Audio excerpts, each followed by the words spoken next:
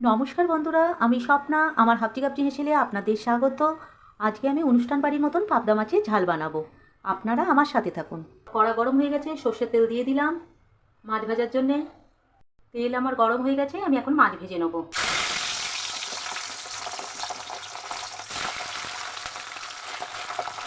মাছ কড়া করে ভাজবো না, পাবদা মাছ হালকা ভাজবো।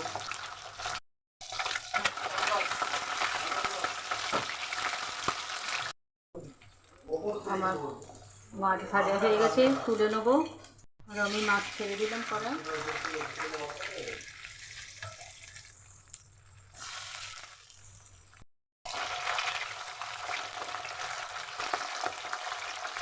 মাছ আমার সব ভাজা হয়ে গেছে, তুলে নিলাম।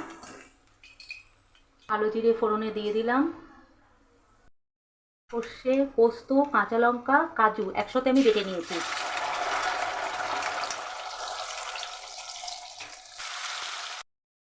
এখন আমি দিচ্ছি হাফ চামচ কাশ্মীরি লঙ্কার গুঁড়ো, হাফ চামচ হলুদ গুঁড়ো, স্বাদ মতো নুন।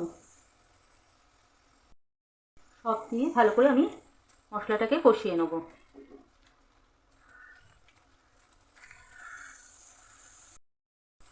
এখন আমি 1 চামচ ফ্যাটানোর টক দই দিয়ে দিলাম। বড় চামচের 1 চামচ টক দই ফেটিয়ে রেখেছিলাম, দিয়ে দিলাম।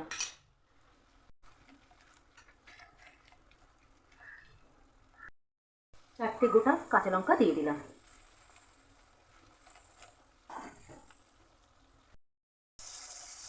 আমার মশলা কষানো হয়ে গেছে, মশলা দিয়ে তেল ছেড়ে দিয়েছে। এখন আমি সামান্য জল দিয়ে দেবো। ঝালের ঝোলটা ফুটে গেলে মাছগুলো দিয়ে দেবো। আমার ঝোল ফুটে গেছে, ঝালের ঝোল ফুটে গেছে। এখন আমি মাছগুলো ছেড়ে দেবো। মাছগুলো দিয়ে দিলাম। মাছগুলো দেওয়ার পরে বেশিক্ষণ ফোটাবো না, পাবদা মাছ খুব তাড়াতাড়ি হয়ে যায়। একটু মাছটা দিয়ে 5 মিনিট ফুটিয়ে আমি গ্যাস বন্ধ করে দেবো। আমার মাছ হয়ে গেছে, ওপর থেকে একটু ধনেপাতা দিয়ে দিলাম।